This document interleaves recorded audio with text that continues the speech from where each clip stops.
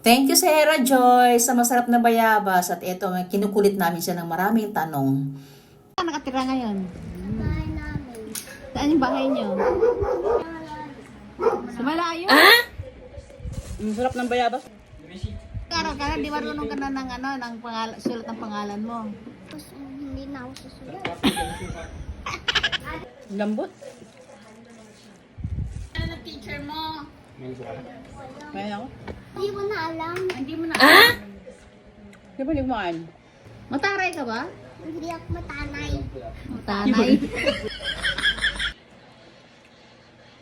Sa totoo lang, hindi na talaga ako mahilig sa ganitong mga pagkain kasi matigas ang mga buto at sumisiksik to sa aking mga ngipin. Pero in fairness, ang liliit pero ang tamis at ang lambot. Kaya alam talaga ni Hera Joy ang gusto ko na bayabas. Sabi ko nga, titikman ko lang isang piraso. Pero halos naubos ko. Pinili ko talang lahat ng malambot. Sabi ko nga, ang sarap na tong isigang.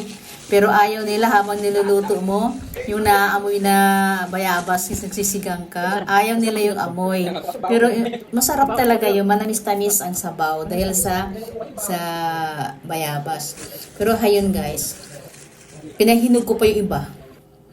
At kakainin ko na lang talaga siya ng ganyan. At mataas naman talaga ang fiber nito bukod sa vitamin C. Ayan. Thank you for watching!